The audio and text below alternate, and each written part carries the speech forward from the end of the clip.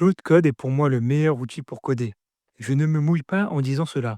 Il suffit de voir la quantité de contenu fait sur le sujet. Oui, il y en a beaucoup.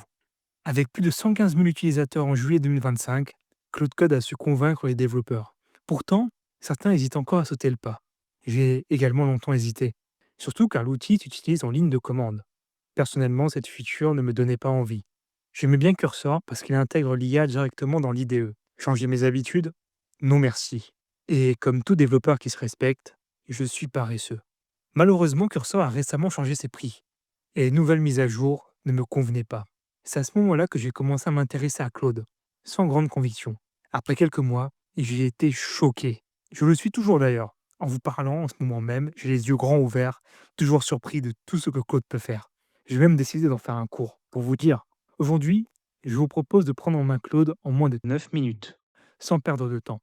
Je vous donne uniquement les informations essentielles pour avoir toutes les clés et prendre l'outil en main.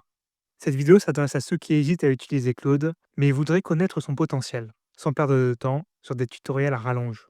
Justement, l'intro commence à être trop longue. Rentrons dans le vif du sujet. Pour installer Claude, c'est simple. Lancez cette commande sur votre terminal. Choisissez le dossier contenant votre projet de développement, exécutez Claude.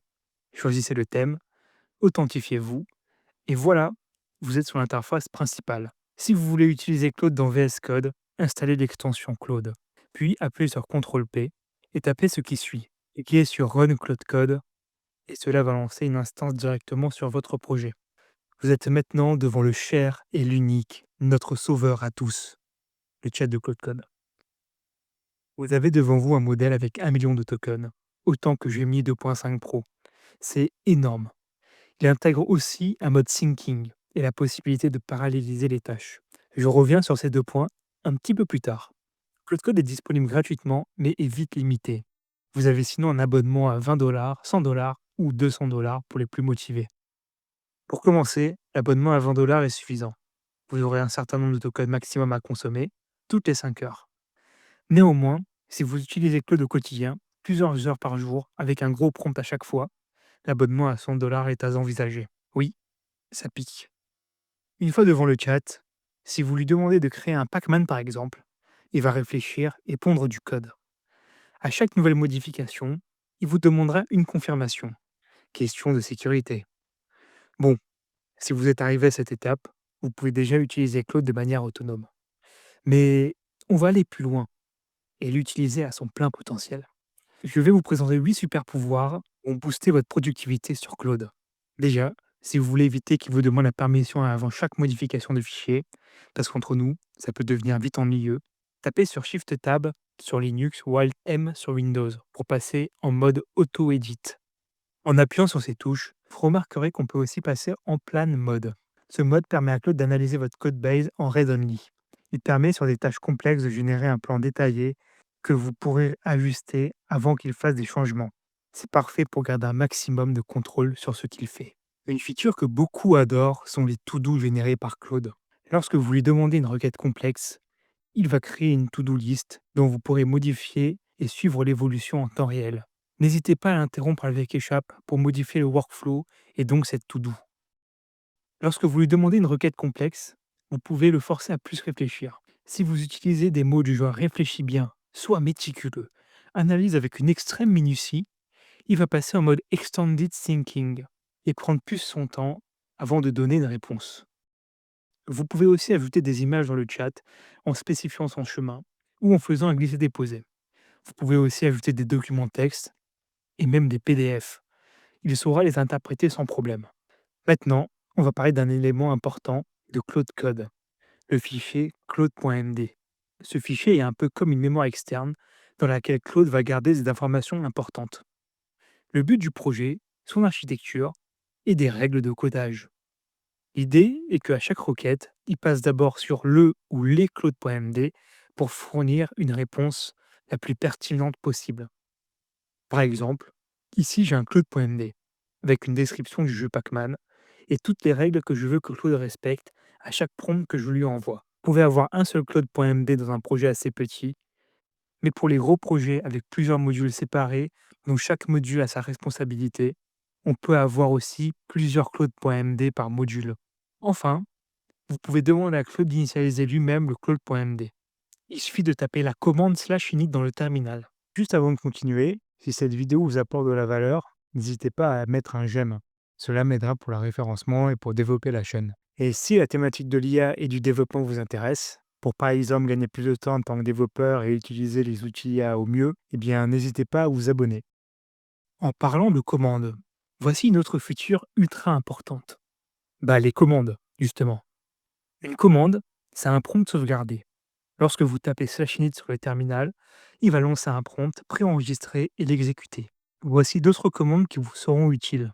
/permission permet d'autoriser ou d'interdire l'exécution de certaines commandes par Cloud Code. Par exemple, vous pouvez interdire la commande rm et autoriser la commande find. /clear permet de supprimer le chat actuel et d'en créer un nouveau. Idéal si on a une nouvelle requête complexe et qu'on ne veut pas polluer la fenêtre de contexte de Claude avec des discussions précédentes. /modèle permet de choisir entre Claude 4 ou Claude 4 Opus. Opus est disponible uniquement à partir du plan max à 100 $ par mois. Ce qui est vraiment cool, c'est qu'on peut créer ses propres commandes, donc ajouter ses propres prompts. Il suffit de créer un fichier Markdown, donc avec l'extension .md, dans le dossier .claude/commande de votre projet. Si les dossiers n'existent pas, créez-les. Le nom du fichier sera le nom de la commande. Dans ce fichier, vous pouvez y ajouter un prompt. Là où ça devient vraiment puissant, c'est que vous pouvez référencer d'autres fichiers dans le prompt avec arrobase, donc intégrer les templates par exemple, et prendre en charge les arguments de l'utilisateur avec $argument. Si je tape /dis bonjour avec mon nom, espace Vincent, il vous renverra bonjour Vincent. Ici, l'argument c'est Vincent, mais mon exemple reste simple. Mais vous pouvez créer des prompts hyper détaillés, comme celui-ci, fait plus de 100 lignes. Autre fonction ultra prometteuse, c'est les sub-agents. Vous pourrez créer vos propres sub-agents qui seront spécialisés sur une tâche. Exemple, développeur front-end, développeur back-end.